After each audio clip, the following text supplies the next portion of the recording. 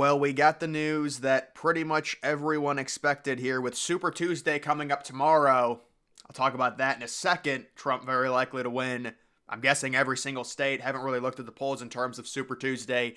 Not that they really matter. But we do have this updated tweet here. Breaking U.S. Supreme Court rules Trump can remain on ballot. The Supreme Court being pro-Republican shouldn't surprise anyone. And now everyone's coming out giving their take on January 6th, the role that Donald Trump played.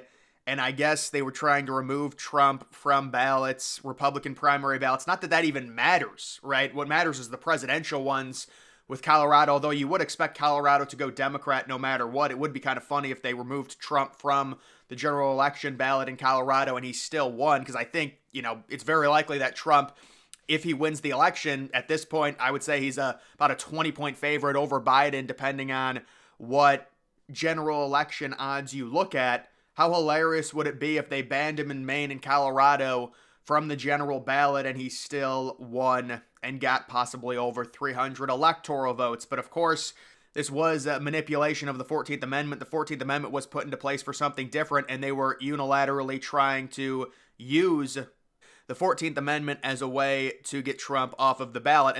And then if you want to say, Trump caused January 6th, there was a terrible riot. Look, guys, I don't.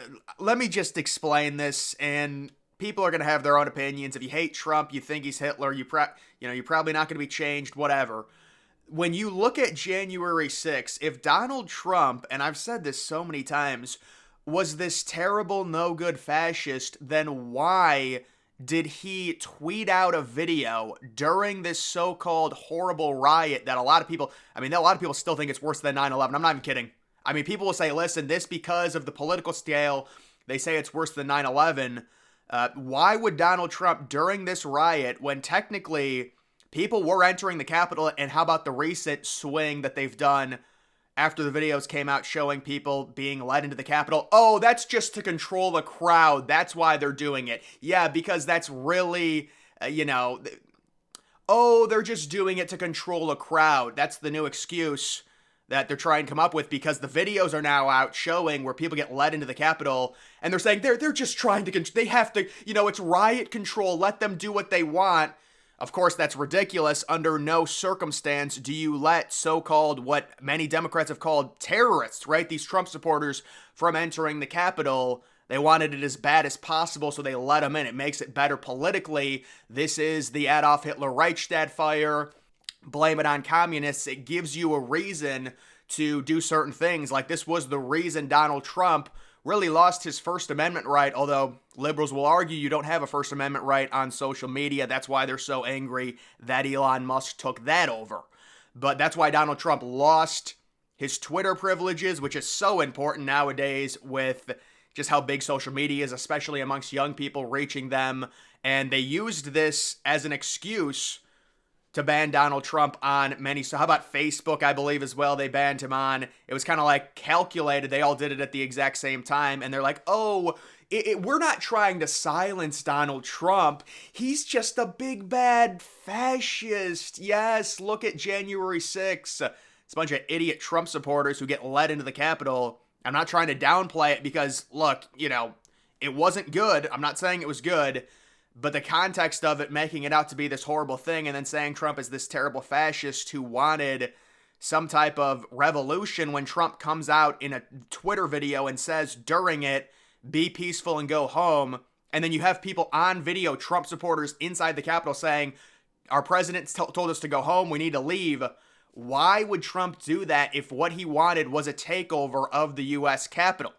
It doesn't make sense. So the January 6th stuff, and then they have their sham committee that's all liberal, and then they say, well, we asked Republicans to be on the committee. They didn't want to be on the committee. It really doesn't matter. Why would anyone believe a completely biased committee that convenes at 8 o'clock prime time and makes it this big sham kangaroo court event? It's the most ridiculous thing ever. I don't care if you asked Republicans to be on the committee. It doesn't matter. The fact is, they're all liberal. And how about the committee not even investigating the police? Oh, yeah, a bunch of hillbilly Trump supporters storm the Capitol, get into the Capitol. Let's not talk about the police. Let's just focus on Trump and try and pin every charge against him. Look, I'm not saying Trump doesn't sometimes act childish, but the idea that this is what should ban Trump from running for president with his massive lead, it's ridiculous. Now, if you are a Democrat, best case scenario is something happens to where Trump gets disqualified from the Republican nomination, and then Trump runs as an independent, which would totally screw the Republicans. That may be, your best chance right now. We're still a ways away. Theoretically, Biden could somehow come back. Maybe they will put in Michelle Obama, Gavin Newsom hanging around. Both of them at around 8 or 9% right now in terms of the betting odds. But it does seem like, it's getting pretty late in the game to replace Biden. I'm wondering how well Biden will do. And how about the talk coming out that, Biden's not going to participate in the debates? I don't think, liberals have to understand that's even a worse look than deciding to participate in the debates against Trump and looking terrible. Because if you say you're not going to participate in the debates when Trump's already come out and said, listen, I'm ready to debate Biden.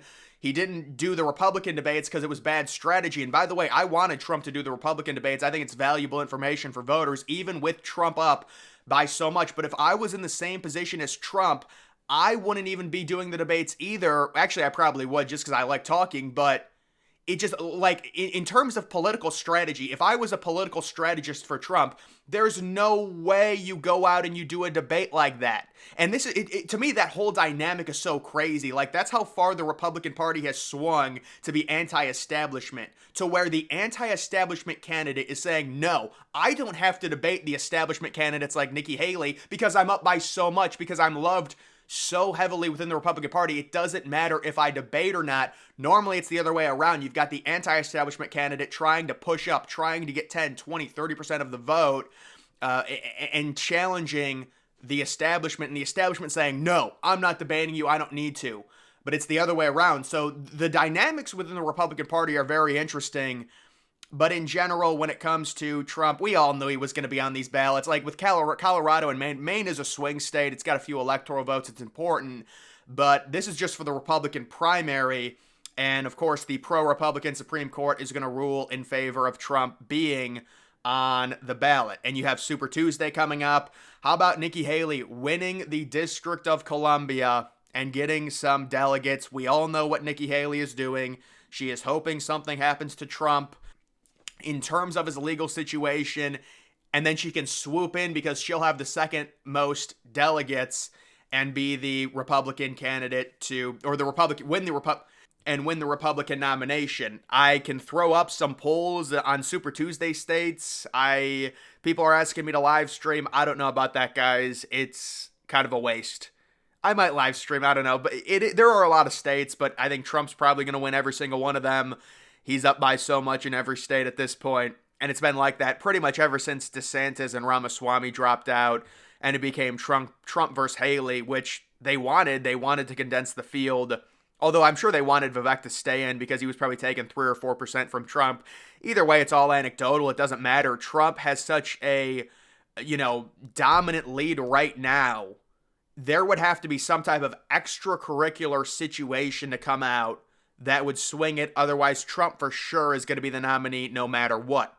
I think Trump's big case is the Georgia racketeering case, where they're claiming that Trump tried to overstep his powers and get the election swung, and then they misquote Trump when he says find the votes.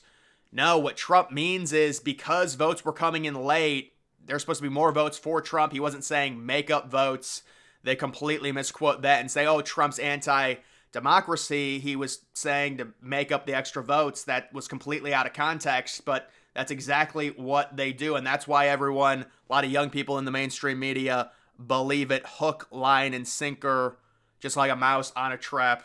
It is very, very sad. But either way, guys, when it comes to Trump, January 6th, Georgia, it's all very important when it comes to the general election, because if Trump can clear these hurdles, you're looking at a very clear path to Trump winning based on right now the current polls, the math, Trump actually leading in popular vote numbers, which is just completely devastating for the Democrats. They need to do something. They're the ones that actually have to swing it. Normally, it's the incumbents with the advantage, but Biden is so old at this point and so senile. He's obviously not all there. If you tried having a conversation with him, you've got to go real slow.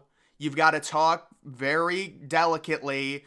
This is not someone that should be running the country. And even Democrats have come out and admitted it.